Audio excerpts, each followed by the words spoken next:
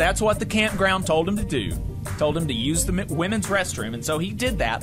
And folks beat the crap out of him. He got a black eye. He was bruised. Which side are you on? Which side are you on? This is something that I've been wanting to touch on for quite a while. I've had this little monologue on the show notes for, I think this is the third week now. And we're going to be able to get to it this week. And that's the material consequences of the culture war. And, one of the things that we want to try to do on this program is to make people hip to the farcity, to the manufacturedness, to the nothing nature of the culture war. Which is to say that people on the radio, people in the picture box, they are purposely trying to rile you up about things that literally have no impact on your life. They're trying to make you mad at people just for existing. They're trying to make you mad about things that have no impact on your life. Things like Dr. Seuss's estate taking some racist cartoons out of print. Things like Minnie Mouse wearing a pantsuit for 1 month at one Disneyland location halfway across the world. That was said on this radio station to be indicative of the decline of the West. Mr. Potato Head's brand name being changed to just Potato Head. Not that Mr. Potato Head is no longer going to exist, but the umbrella brand is now Potato Head. This was a story for a long time. The gays getting married, trans folks existing and using the bathroom. These are all things that have no effect on your life. Unless you're one of those people. Unless you're one of those people, right. These things are not affecting you. And if it weren't for people on the picture box trying to make you mad about it, even if you had noticed it, you wouldn't have thought a second thing about it. You go to Disneyland and see Minnie Mouse in a pantsuit. You're not even going to think about it. It's not even going to register to you that anything changed. You're not even going to notice a difference, much less think that that is indicative of the decline of the West. It's silly things.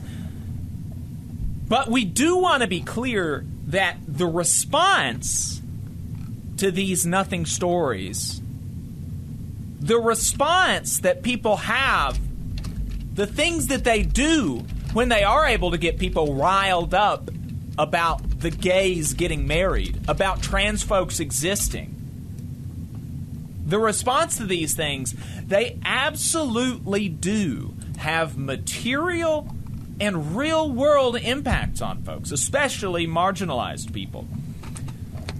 This has been about a month ago, but over in Ohio, over the July 4th weekend, a transgender man, somebody who transitioned from female, assigned female at birth, transitioned to male, was told by the campground that he was staying at that he ought to use the women's restroom because he was assigned female at birth. So he should use the women's restroom. And so he did that. But he looks like a man because he's a man. He's a transgender man. And so he looks like a man. But he did that because that's what the campground told him to do. Told him to use the women's restroom. And so he did that. And folks beat the crap out of him. He got a black eye. He was bruised because he looked like a man going to the women's restroom. And then the cops arrested him. Wow.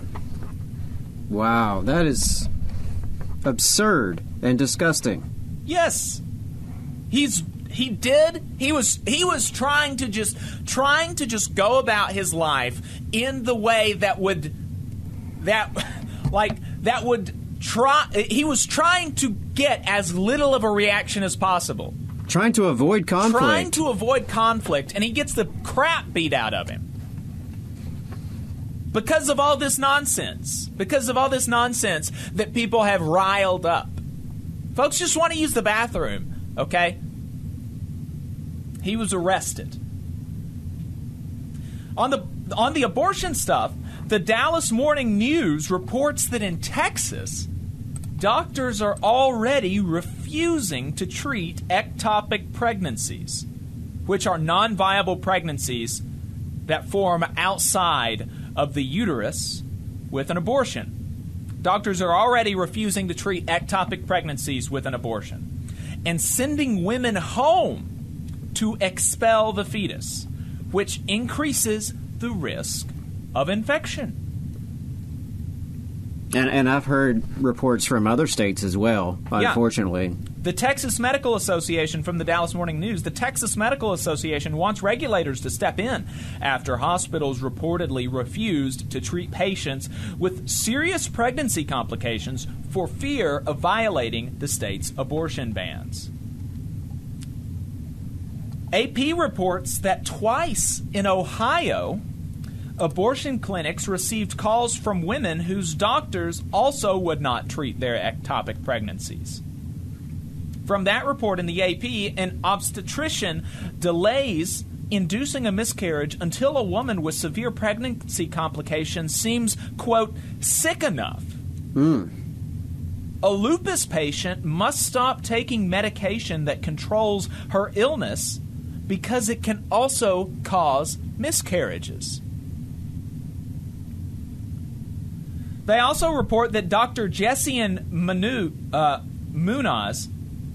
an OBGYN in San Antonio, Texas, who treats high-risk pregnancies, said that medical decisions used to be clear-cut. From the article, now, he said, doctors whose patients develop pregnancy complications are struggling to determine whether a woman is sick enough to justify an abortion. In one case, he said, this is from the article again, we physically watched her get sicker and sicker and sicker until the fetal heartbeat stopped the next day, and then we could intervene. The patient developed complications, required surgery, lost multiple liters of blood, and had to be put on a breathing machine, all because we were essentially 24 hours behind. In a study published this month in the American Journal of Obstetrics and Gynecology, doctors at 2 Texas hospitals cited the cases of 28 women less than 23 weeks pregnant who were treated for dangerous pregnancies. The doctors noted that all of the women had recommended abortions delayed by 9 days. All of these women had recommended abortions delayed by 9 days because fetal heart activity was detected. Of those, nearly 60% of these folks who had abortions delayed, they developed severe complications, nearly double the number of complications experienced by patients in other states who had immediate therapeutic abortions. Of 8 live births among the Texas cases, 7 died within hours. The 8th, born at 24 weeks, had severe complications, including brain bleeding, a heart defect, lung disease, and intestinal and liver problems. NPR reports that a woman in Texas had her water break at 18 weeks, leaving very little amniotic fluid in the uterus, which is crucial for fetal lung development.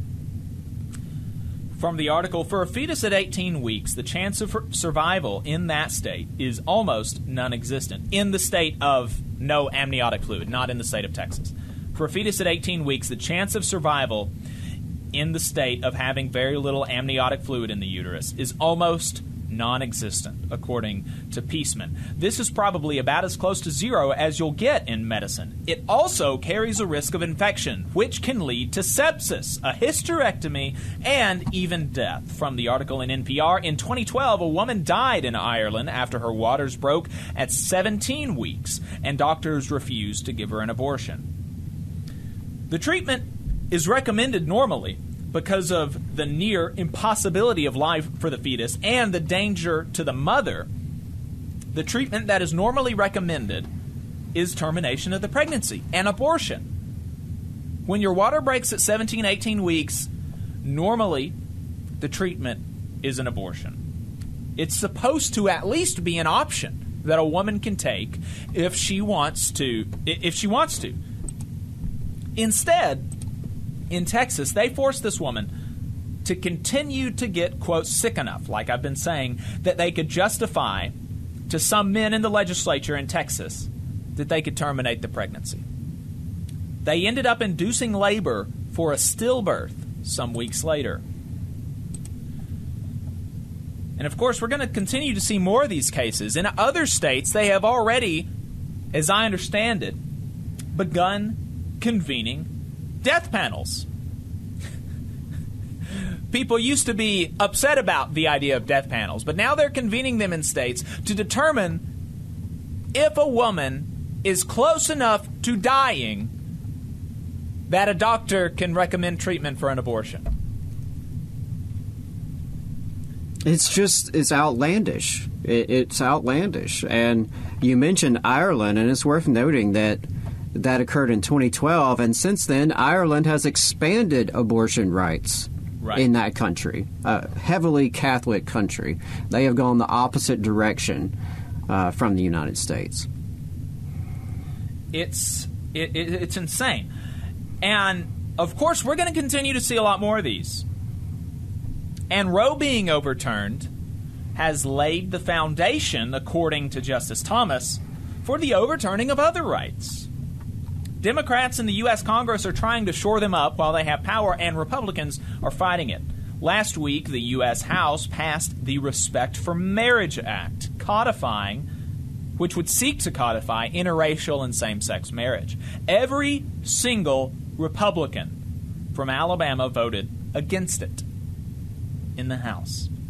They also passed the Right to Contraception Act, which, again, every single Alabama Republican voted against.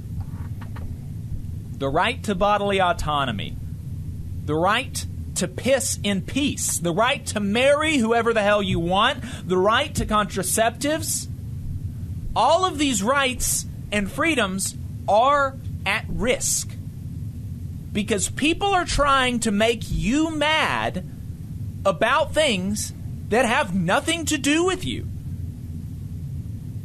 But they absolutely affect people on the other side. Women will die. People are going to die. People are going to get beat up.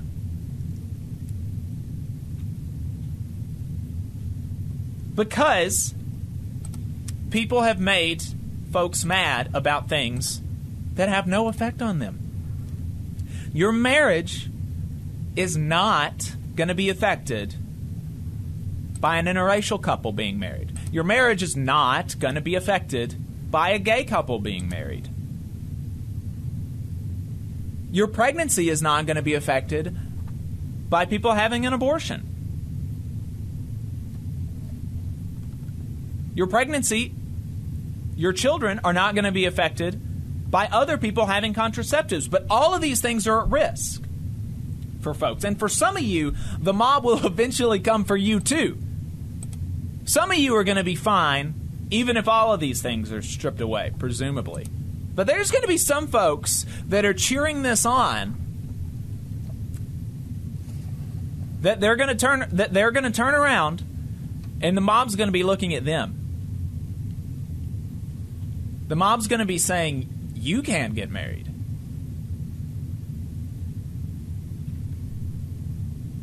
The mob's going to be saying that you need to go to jail. And that's what's happening. This is a very, very serious thing. And the Republicans in D.C., the Republicans across the country have voted against the right to marry who you want and the right to contraceptives. These were not things, and they're going to tell you that these things don't matter on other shows. But if they didn't matter, then just vote to codify it just in case some crazy people come along and try to take it away. Right? I mean, they said the exact same thing about most of these abortion bans that have been passed in state after state, including Alabama. right? At the time, we were told, well, there's no need to really freak out about it because Roe v. Wade is still the law and it doesn't really take effect. It's more symbolic. Well, how's their symbolism looking now?